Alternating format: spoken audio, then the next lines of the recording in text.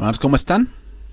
Dios les bendiga en este día jueves 25 de mayo del 2022. Ya estamos terminando otro mes, hermanos, y vamos a llegar a la mitad del año ya, al mes de junio. Se va rápido el tiempo cuando el Señor pone en nosotros ese querer y el hacer en otros ámbitos. Pues se va rápido el tiempo y bueno, ya estamos llegando a la mitad del año. Bien, hermanos, vamos a comenzar nuestra clase número 5. Vamos a orar y vamos a comenzar. Padre, te damos gracias en esta hora. Bendito y alabado seas, oh Señor, en este día. Te agradezco por este tiempo que podemos tomar de tu palabra y podemos, oh Señor, tener un tiempo en el que podamos abrevar en tu palabra. Gracias, oh Señor. Te pido que tú nos sigas dando esa fortaleza, ese entendimiento, porque, oh Dios, ¿a quién iremos si solamente tú tienes palabras de vida eterna? Y solamente tu palabra es la que es la fuente de la verdad y la fuente de todo conocimiento. Bendito seas, oh Señor. Gracias por este tiempo. Te lo rogamos que tú nos ayudes y nos des esa fuerza que necesitamos en nombre de Jesús. Amén. Bien, hermanos, vamos a comenzar en esta tarde donde nos quedamos la semana pasada, que son los atributos morales. Los atributos morales, estamos hablando en el punto de los atributos comunicables, los atributos comunicables de Dios. Estamos en esa parte y ya hemos visto algunos atributos comunicables como la invisibilidad, como en este caso la espiritualidad, hablando de los atributos que describen el ser de Dios. ¿Okay? Ya vimos los atributos que describen el ser de Dios, que son la espiritualidad y la invisibilidad. También ya vimos los atributos mentales, que es la omnisciencia, que en algún punto no es que nosotros seamos omniscientes, sino que sí podemos adquirir conocimiento, ¿okay? La sabiduría y la veracidad. Pero ahora vamos a entrar a los atributos morales. Y el primer atributo que vamos a tocar en esta sección que nos toca ahora estudiar es el atributo de la bondad. ¿Okay? El atributo de la bondad, que es un atributo ciertamente comunicable. Y bueno, vamos a empezar por definir qué es bondad. ¿Okay? Bueno, bondad, la bondad de Dios quiere decir que Dios es la norma suprema del bien. Y que todo lo que Dios es y hace es digno de aprobación. Es decir, Dios nunca se equivoca. Eso es lo que quiere decir a grandes rasgos esta definición. En esta definición hallamos una situación similar a la que enfrentamos al definir por sí la verdad. Aquí se puede entender como bondad que es digno de aprobación, pero aquí viene una pregunta importante y es contestar a la pregunta: ¿aprobación de quién? Bueno, en cierto sentido podemos decir que cualquier cosa que es verdadera, buena, debe ser digna de nuestra aprobación. ¿Okay? Pero al final nosotros no somos libres para decidir por nosotros mismos lo que es digno de aprobación y lo que no lo es. Es decir, nosotros no tenemos la norma como seres humanos y como criaturas para decirle a Dios que esto está mal hecho. ¿Por qué? Bueno, pues por muchas razones. Una de ellas es porque nosotros no tenemos todo el conocimiento ni toda la sabiduría que Dios tiene. Entonces eso es un gran punto que hay que razonar para decir que pues que algo sí está bien o no está bien de lo que Dios hace. En última instancia, por consiguiente, el ser y las acciones de Dios son perfectamente dignos de aprobación. Es decir, lo que Dios piensa sobre cierto asunto, lo que Dios ha decidido hacer sobre ciertas cosas, son dignas de aprobación. Es decir, no hay error y esa es la verdad con respecto a cierto asunto. ¿Okay?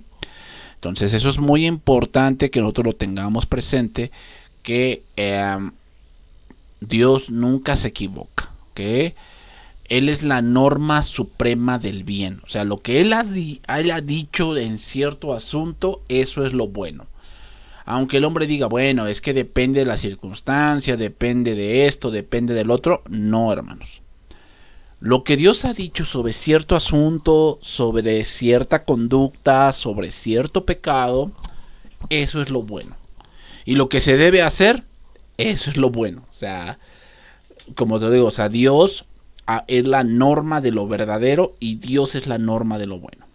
Bien, vamos a ver un versículo aquí, el Salmo 107, versículo 1, que dice, alabad a Jehová porque Él es bueno. Vea, porque Él es bueno. ¿Cómo se manifiesta esto? Bueno, porque para siempre es su misericordia.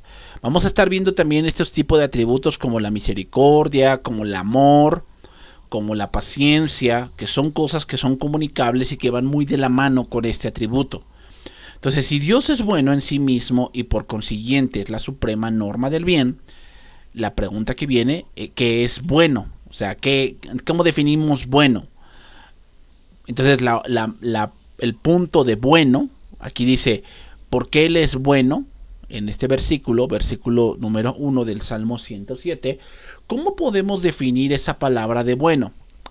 La definición más correcta sería que bueno es todo lo que Dios aprueba. Eso es bueno. O sea, muchas gentes, y aquí yo lo he mencionado varias veces, piensan que lo bueno es lo que me conviene y lo que me hace feliz. No necesariamente. No necesariamente. Lo bueno es lo que Dios aprueba. Y aunque a mí me cause lágrimas, sí, vamos a irlo viendo más adelante. Entonces, podemos preguntar, ¿por qué es bueno lo que Dios aprueba? Bueno, la respuesta es porque Él lo aprueba. Esto quiere decir que no hay norma más alta de bondad que el propio carácter de Dios. Nuevamente lo repito, no hay norma más alta de bondad que el propio carácter de Dios. Entonces quiere decir que lo que Dios aprueba, eso es lo bueno. Aunque yo salga perdiendo, sí. Aunque tú salgas perdiendo, eso es lo bueno. Aunque eso a mí no me convenga, sí. Aunque eso a ti no te convenga, eso es lo bueno. Entonces, con todo, Dios nos ha dado algún reflejo de su sentido de bondad. De modo que cuando evaluamos las cosas de la manera que Dios nos creó, para que las evaluáramos, también aprobamos lo que Dios aprueba y nos deleitamos en lo que Él se deleita. El problema aquí es que cuando la gente no ha nacido de nuevo, va a aprobar las cosas de acuerdo al egoísmo. Y ahí es donde radica un serio problema. El Salmo 104 nos muestra un panorama de esto. Miren, aquí está hablando David. Bendice alma mía Jehová, y Jehová Dios mío mucho te has engrandecido. Te has vestido de gloria y de magnificencia, el que se cubre de luz como de vestidura, que extiende los cielos como una cortina, que establece sus aposentos entre las aguas, el que pone las nubes por su carroza y el que anda sobre las alas del viento, el que hace a los vientos sus mensajeros y a las flamas de fuego sus ministros.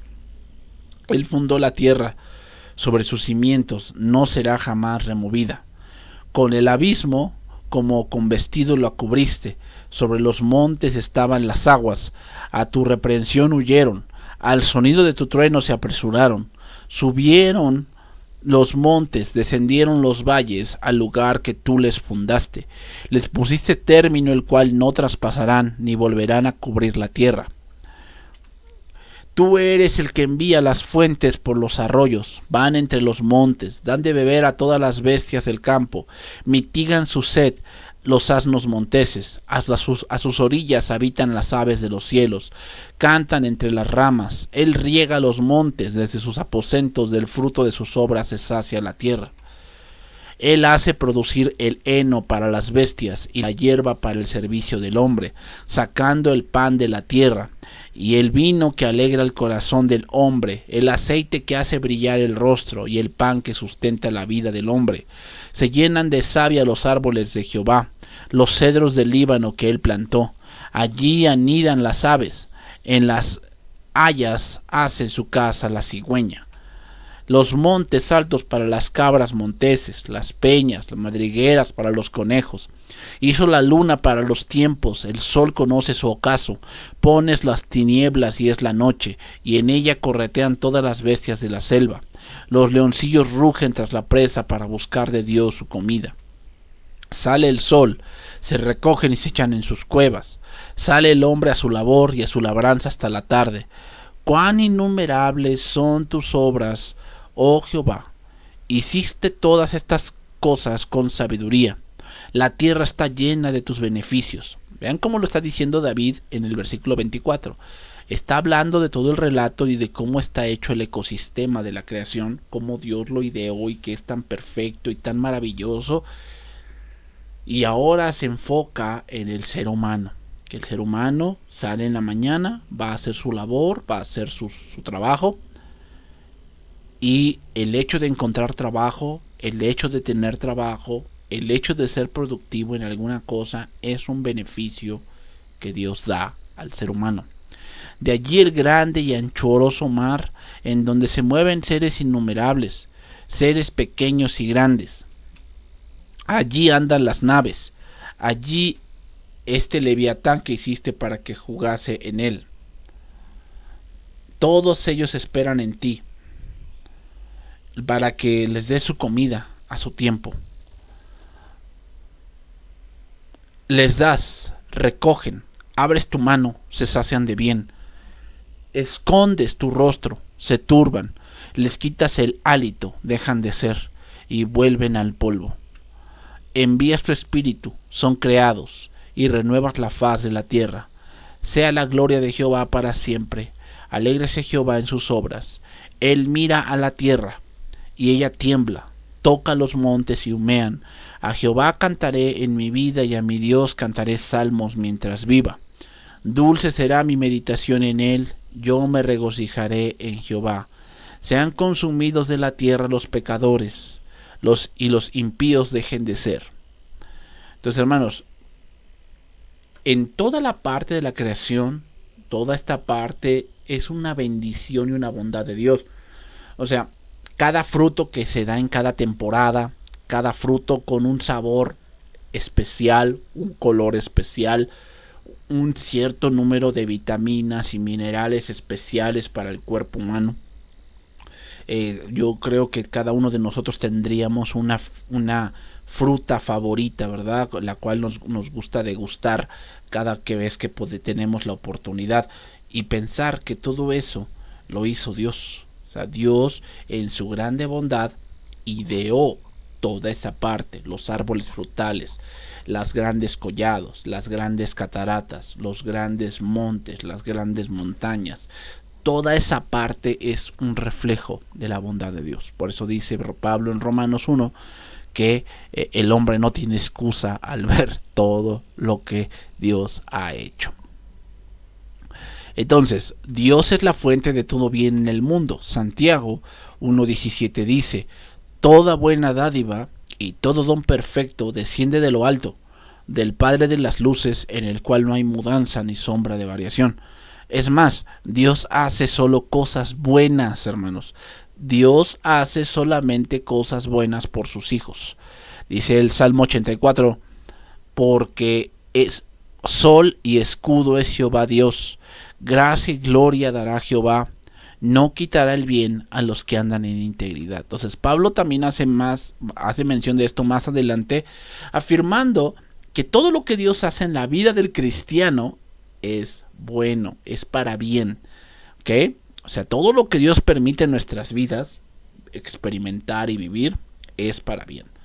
Dice, y sabemos que los que aman a Dios, Todas las cosas les ayudan a bien, esto es a los que conforme a su propósito son llamados, porque a los que antes conoció también los predestinó, pero para que fuesen hechos conforme a la imagen de su Hijo, para que Él sea el primogénito entre muchos hermanos. Y a los que predestinó, a esos también llamó, y a los que llamó, a esos también justificó, y a los que justificó, a esos también glorificó. ¿Qué pues diremos a eso? Si Dios es por nosotros, ¿quién contra nosotros? El que no escatimó ni a su propio Hijo, sino que lo entregó por todos nosotros, ¿cómo no nos dará también con él todas las cosas? Entonces, incluso, hermanos, incluso la disciplina de Dios es algo bueno, que viene de Dios, lo cual nadie quiere recibir, pero es algo que Dios, cuando la aplica, siempre será para bien. Entonces, hermanos, en imitación a este atributo, debemos nosotros mismos hacer lo bueno. Es decir, debemos hacer lo que Dios aprueba. Entonces, aquí tenemos algo importante. O sea, tú puedes decir que algo es bueno porque te conviene o porque simplemente es algo que a ti a lo mejor te enseñaron de alguna u otra manera. De esa manera te dijeron que esto era lo mejor, que decidir por ciertas cosas es lo bueno.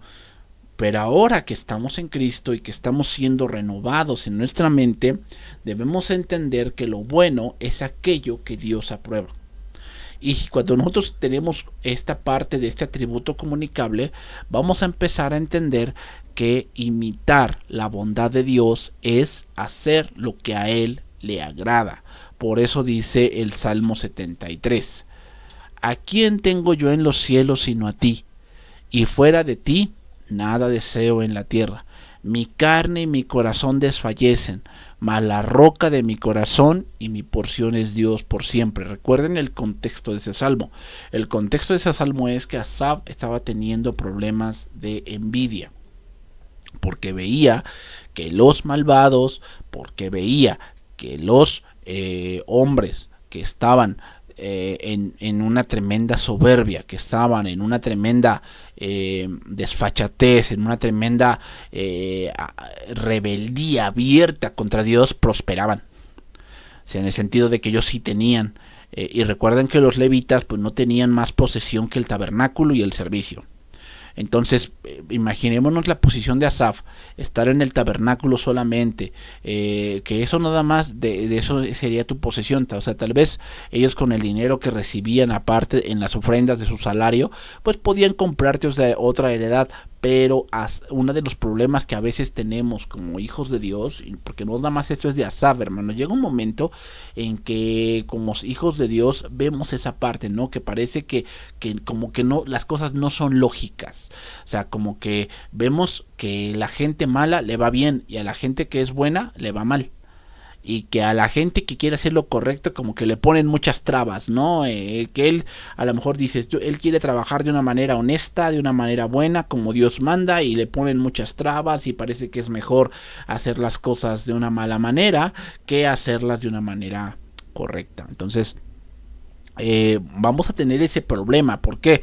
Bueno, pues porque muchas veces vamos a estar luchando con nuestra propia lógica. O sea, lo lógico para nosotros es que si yo me porto bien, me va bien. Si yo me porto mal, me va mal. Esa es la lógica. Pero no siempre vemos que esto funcione así.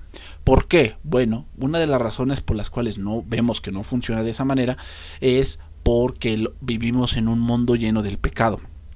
Y lo que quiere hacer el pecado es que todo lo veamos al revés. ¿Ok? Entonces la bondad de Dios se relaciona estrechamente con varias otras características de la naturaleza de Dios. Entonces las cuales vamos a ir viendo después. Entonces a veces estos atributos se ven por separado y otras veces se consideran parte de la bondad de Dios. Pero aquí lo vamos a tratar por separado en los atributos que a continuación vamos a mencionar. Pero vean lo que dice este último pasaje de este atributo. Lucas capítulo 6 verso 27 dice: pero a vosotros los que oís os digo, amad a vuestros enemigos, haced bien, aquí vemos, haced bien a los que os aborrecen. Entonces, ¿qué cosa es hacer bien? según este contexto. Bueno, una de las cosas que empieza a ver con los enemigos es que queremos vengarnos. Entonces, hacer bien es que no debemos hacerlo, sino que tenemos que dar lugar a la ira de Dios.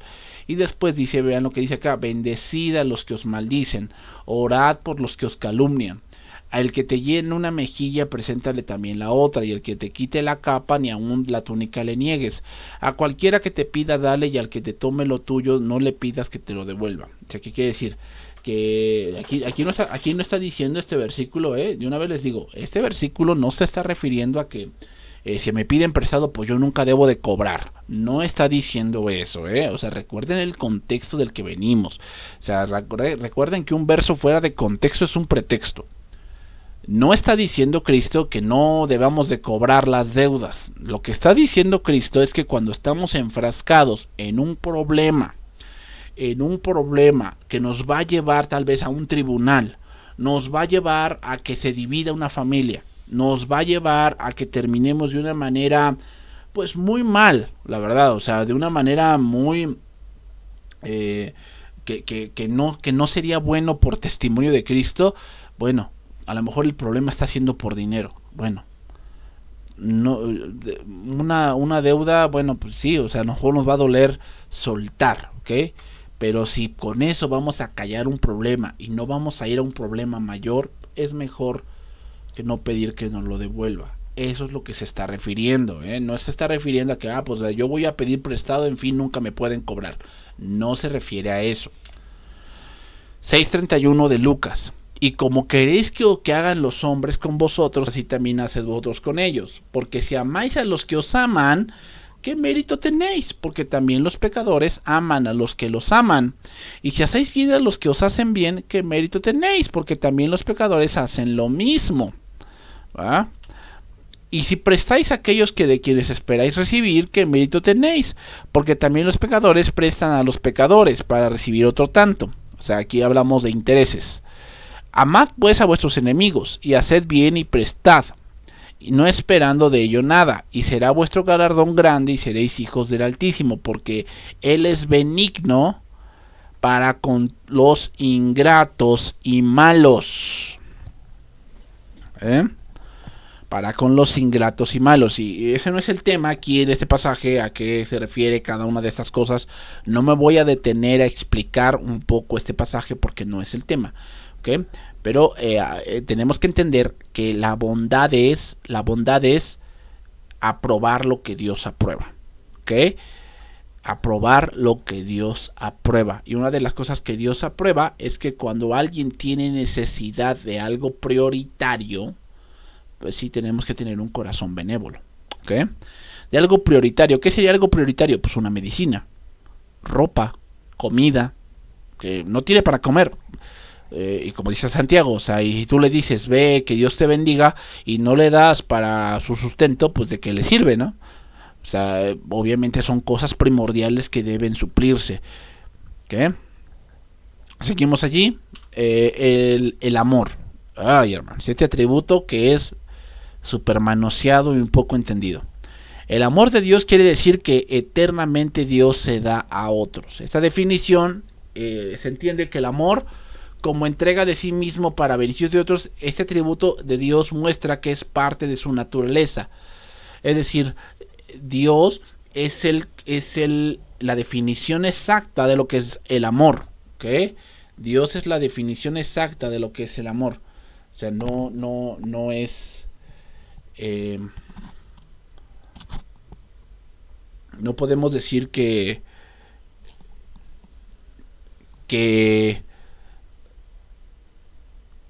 el amor es como simplemente un sentimiento, porque no es así. O sea, el amor va mucho más allá de eso. El amor tiene que ver con las normas de Dios.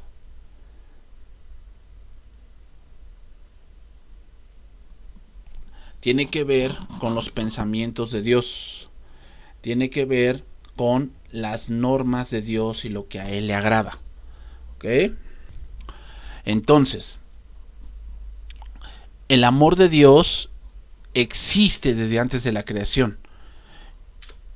Juan capítulo 17, verso número 24. Dice ahí: Padre, aquellos que me has dado, quiero que donde yo estoy, también ellos estén conmigo, para que vean mi gloria que me has dado, porque me has amado desde antes de la fundación del mundo. Entonces, el amor entre el Padre y el Hijo también presumiblemente caracteriza la relación con el Espíritu Santo, aunque no se menciona esto de forma explícita en este pasaje, pero teniendo la doctrina de la Trinidad, pues sabemos que los tres uno son.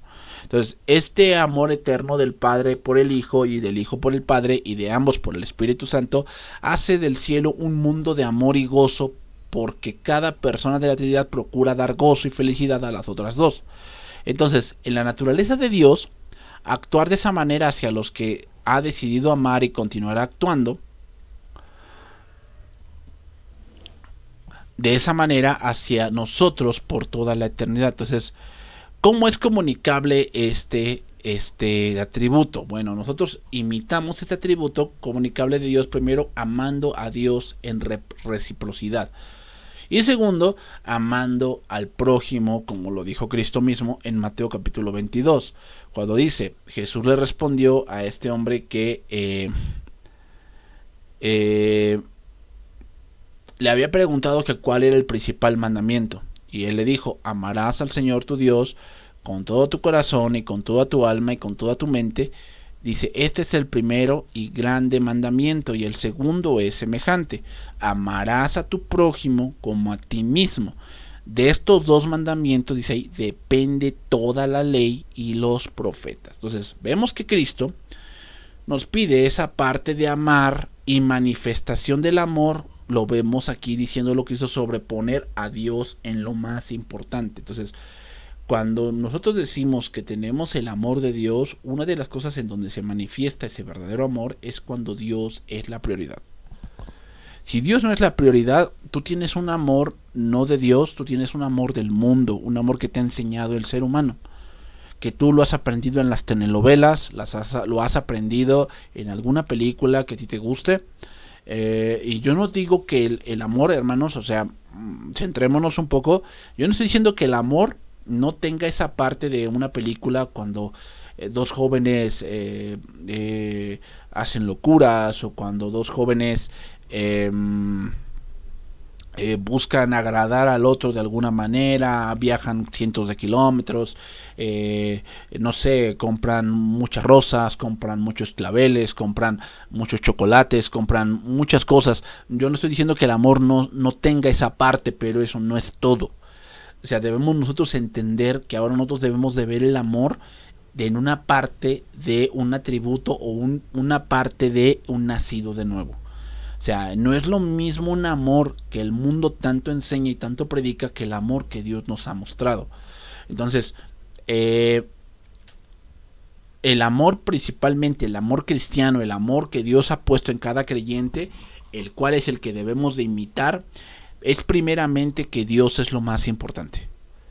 Y hablamos de la palabra de Dios, o sea, la palabra de Dios en sus normas, en lo que Él nos ha mostrado, nos ha dicho, nos ha enseñado. Él es lo más importante. Y eso viene después de que tratar al prójimo bajo los mandatos que Dios ha puesto. O sea, amar a mi prójimo significa que yo trato a mi prójimo de acuerdo a los mandatos que Dios ha impuesto en ese punto del amor. ¿Ok?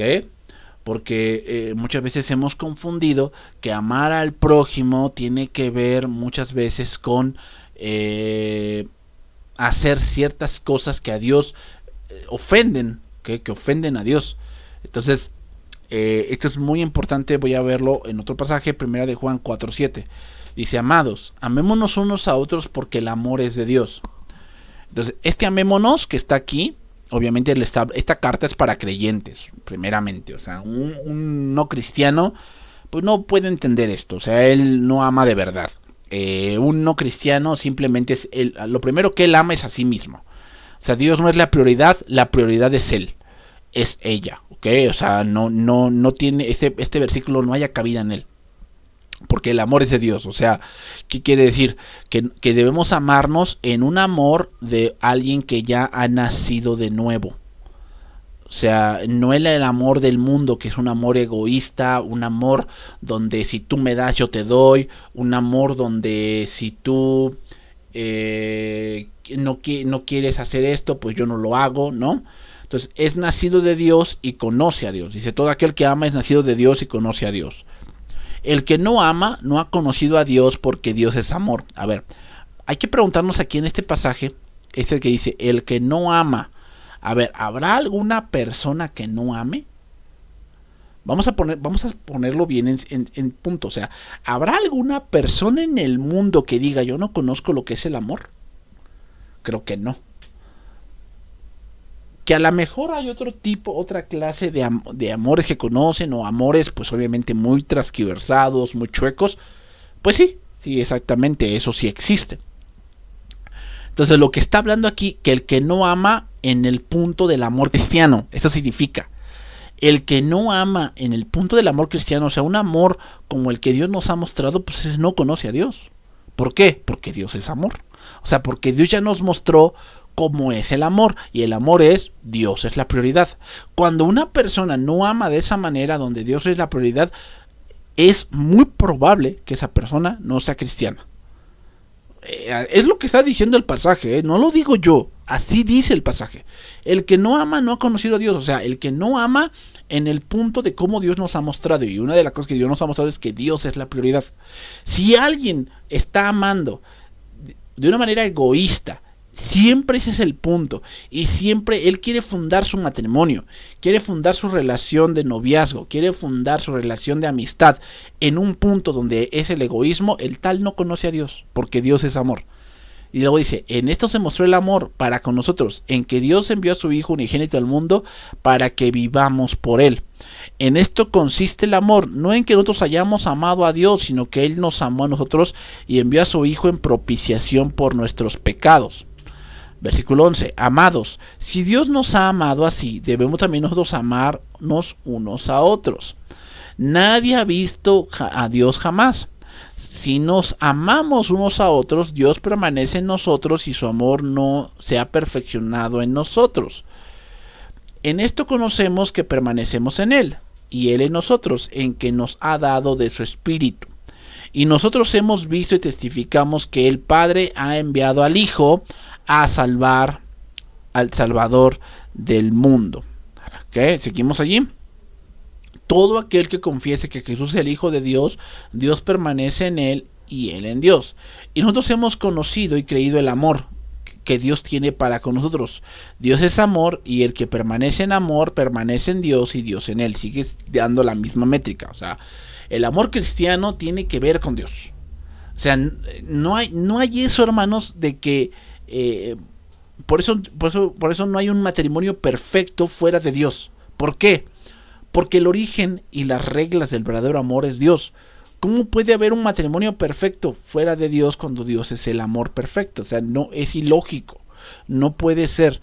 Puede haber un amor donde tratan de sobrellevar y donde fingen de una manera muy loable, tal vez, pero no es un matrimonio perfecto, porque si no tiene a Dios en medio, no es cierto. Dios no tienen amor, tienen pasión, tienen tal vez compañerismo, tal vez egoísmo, ¿no? Egoísmo bien amalgamado. A lo mejor en su egoísmo ellos dos tienen las mismas metas, pero Dios no está ahí. En esto se ha perfeccionado el amor en nosotros, para que tengamos confianza en el día del juicio, pues como Él es, así nosotros en este mundo. En el amor, dice, y no hay temor, sino que el perfecto amor echa fuera el temor, porque el temor lleva en sí castigo, de donde el que teme no ha sido perfeccionado en el amor. Nosotros le amamos a Él porque Él nos amó primero. Si alguno dice, yo amo a Dios, y aborrece a su hermano, ¿qué dijo Cristo en el capítulo, en el versículo que leímos anteriormente, en Mateo? Que primero debemos amar a Dios y después amar a nuestro prójimo. Entonces, si alguien dice, yo amo a Dios, y aborrece a su hermano, es mentiroso. Es decir, el mundo ha tratado de transquiversar esto, hermanos, y ellos piensan que amarse a sí mismos es prioritario para yo amar a otro, porque yo no puedo amar a otro si no me amo a mí mismo. Pero saben el problema que hay en ese tipo de razonamiento, que el decir yo me amo a mí mismo para poder amar a otros, que tú eres Dios. Y la cuestión es que no depende de ti, tú no eres el Dios, tú no eres lo importante, tú no eres la prioridad, entiéndelo. Tú no eres, es Dios. El principal mandamiento no es ámate a ti mismo, el principal mandamiento es amarás al Señor tu Dios con todo tu corazón. O sea, lo más importante es Cristo, no eres tú. Y exactamente, si no tenemos como prioridad a Dios, tú no sabes amar a nadie, no sabes amar. Tú no puedes amar a tu hermano, ¿sabes por qué? Porque lo vas a utilizar como peldaño. Lo vas a utilizar simplemente mientras te funcione, pero después lo vas a desechar y lo vas a traicionar. Eso fue lo que pasó con Judas. Pues el que no ama a su hermano a quien ha visto, ¿cómo puede amar a Dios a quien no ha visto? ¿No? Entonces muchos hacen énfasis muy fuerte en este punto del amor. Sin embargo, debemos entender que este amor no se menciona, es un amor basado en la nueva naturaleza. Y eso es lo que muchos tropiezan. Muchos tratan de andar en este amor, pero a base de su entendimiento o a base de su propio corazón, y es ahí donde fracasan. Este es un atributo comunicable, hermanos, pero debemos basarlo en la sabiduría divina y no solamente en el sentir del ser humano. ¿Por qué? Bueno, simplemente porque el ser humano es totalmente egoísta. Entonces, el amor que puede proporcionar a otra persona está infectado, está mal, está chueco. ¿Por qué? Porque él piensa que el amor es sentir bonito. Y yo no estoy diciendo que el amor no sea una parte de eso, es obvio, podemos verlo en la historia de Jacob y Raquel. Dice que cuando la vio, dice que la amó. Y entonces le dijo a su padre que iba a trabajar 7 años por ella. Dice que se le hicieron nada porque la amaba. O sea, ¿qué quiere decir? Pues yo me imagino esa historia de Jacob, que él salía todas las tardes a trabajar y tal vez la veía de lejos, Raquel, y eso lo animaba a trabajar. Por 7 años trabajó por esa mujer, por la mujer que él amaba. Entonces, quiere decir que el amor sí tiene esa parte de ser algo bonito, de ser una etapa donde pues, hay muchas cosas que suceden químicamente hablando, y muchas cosas tal vez en la mente y en el estómago y cosas así. Pero eso no es totalmente el amor. ¿Por qué? Porque eso se termina con la rutina y con muchas otras cosas. Entonces el amor debe de madurar, pero solo madura en Cristo. ¿Por qué? Porque con los ojos espirituales que tenemos en Cristo empezamos a ver más allá de lo físico. Y entonces empezamos a ver atributos en él o en ella que hacen que mi amor madure. Y entonces empezamos a verla hermosa o hermoso, no solamente por el físico, sino por lo que él es, por lo que ella es, por lo que ella hace, por lo que ella razona, por lo que ella hace o él hace, que a mí me ayuda a crecer. Entonces, hermanos, o sea, sí es importante esta parte, porque el mundo dice, bueno, es que si hay amor, pues no debe haber guerra en el mundo. Hermanos, yo te preguntaría algo, ¿cómo sabes, o como lo dijimos anteriormente, cómo vas a perdonar si nadie te hiere? ¿Cómo vas a amar a tu enemigo si no tienes uno? O sea, ¿cómo? O sea, vean cómo es la aberración que el mundo tanto dice, y que muchas veces nosotros tomamos ese tipo de pensamientos que no vienen de Dios. En verdad, hermanos, o sea, necesitamos renovar más la mente, porque hay cosas que pensamos que son amor y no es cierto.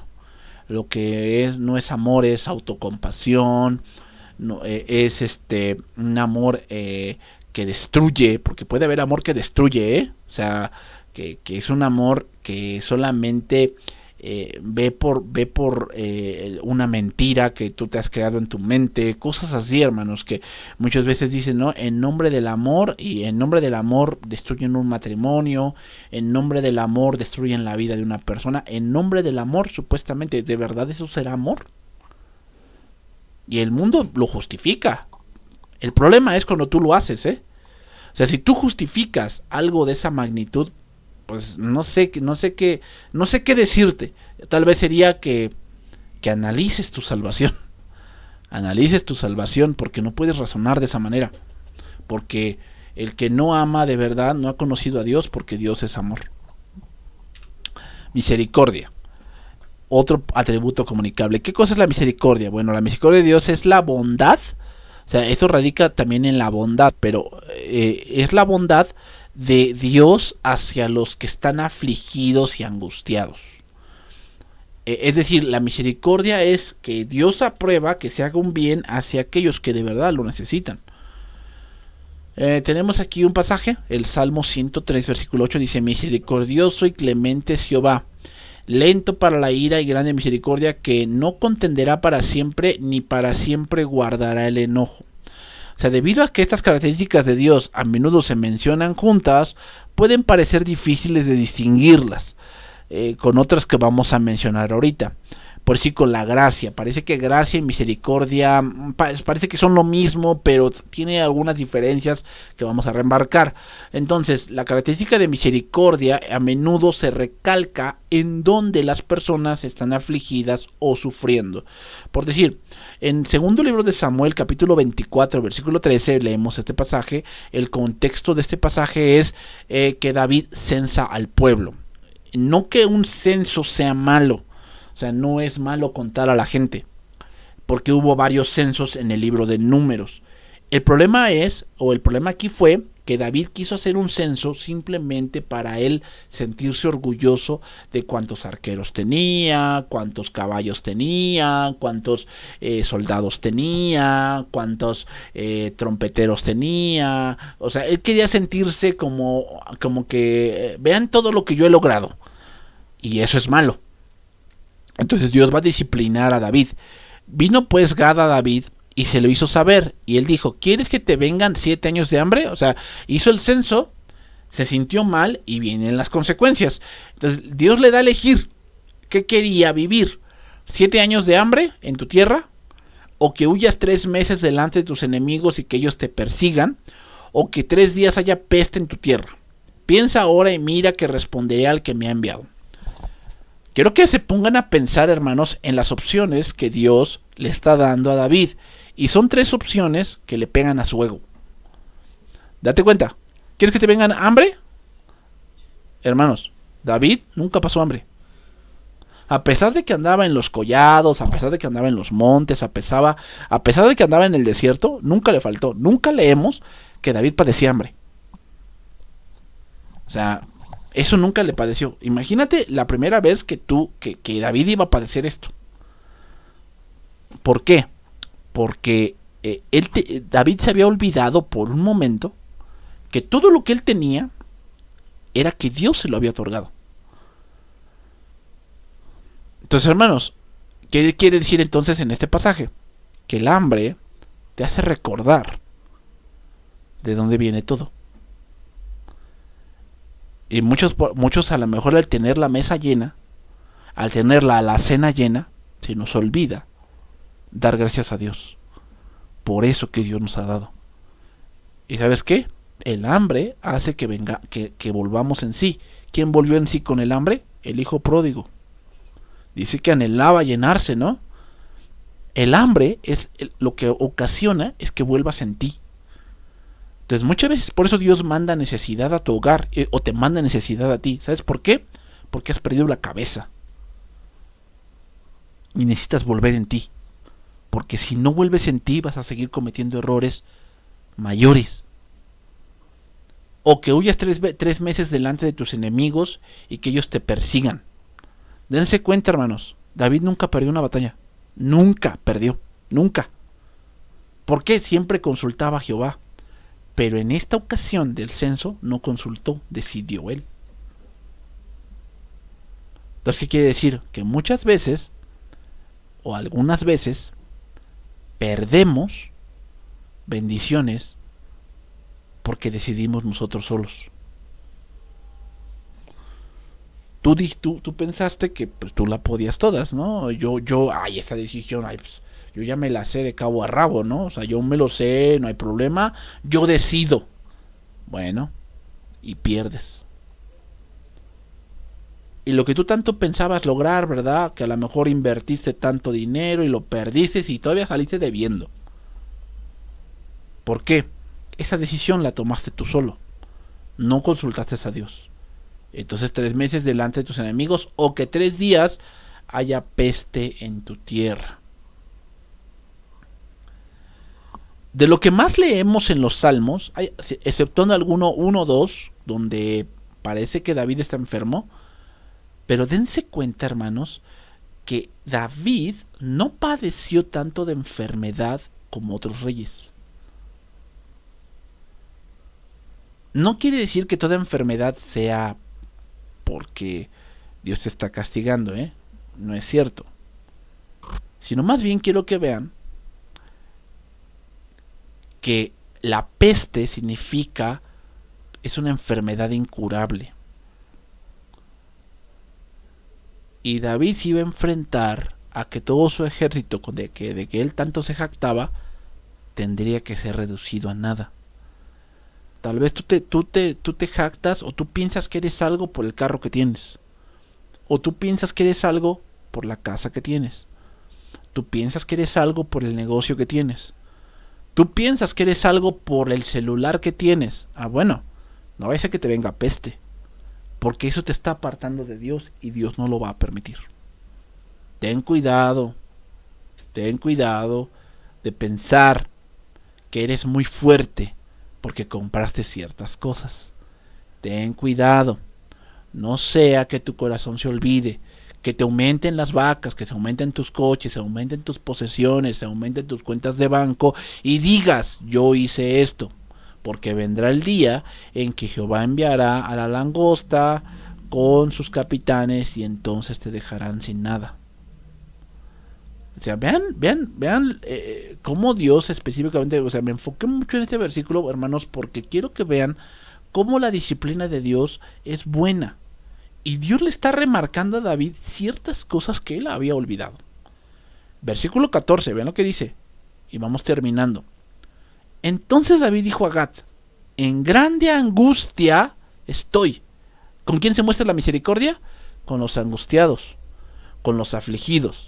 Ve lo que dice David, en grande angustia estoy, caigamos ahora en mano de Jehová, porque sus misericordias son muchas, mas no caiga yo en la mano de los hombres. ¿Cuál era la única donde caía la mano de Jehová? En las 3 caía la mano de Jehová, pero era la última, porque la peste es algo que Dios envía, pero no la ejecuta un ser humano, simplemente se ejecuta y ya.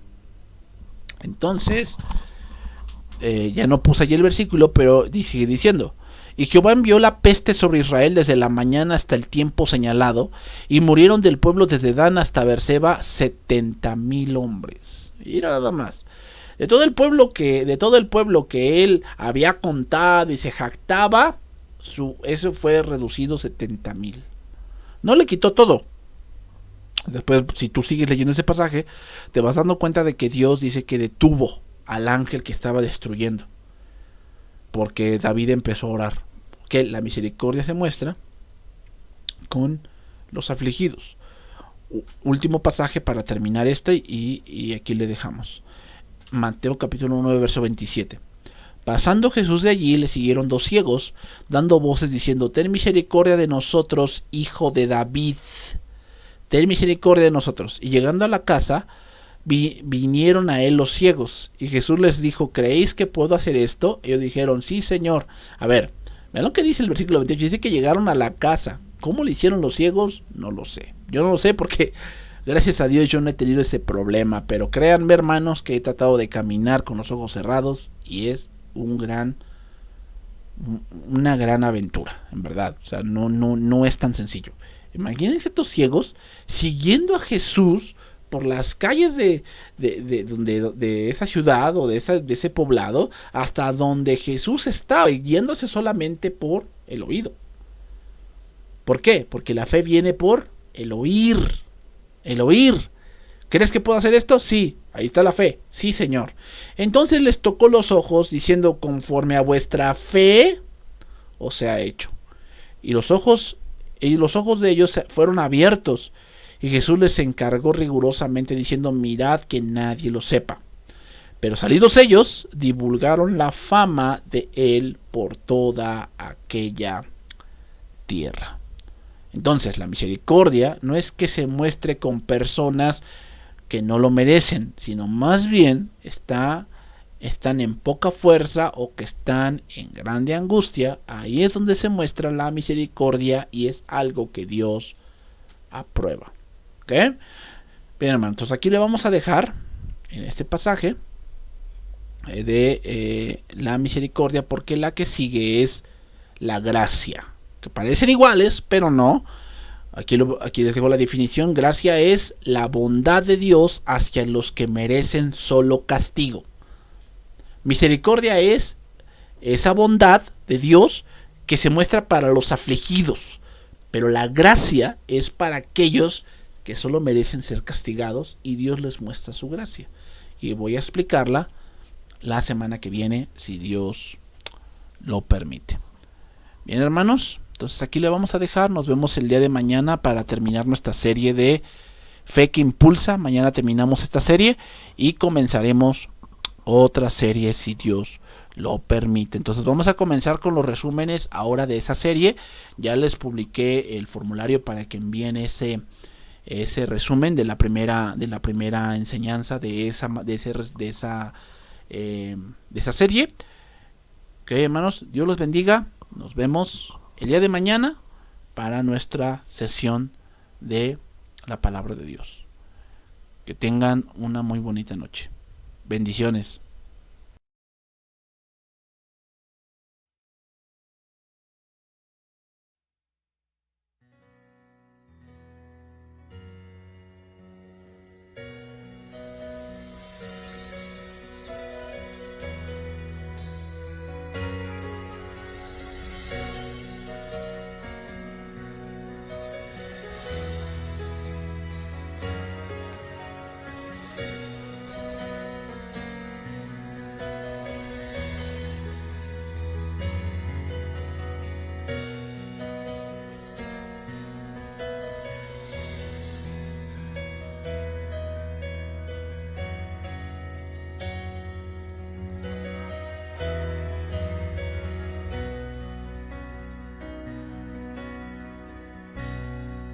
Señor, tú eres mi fuerza,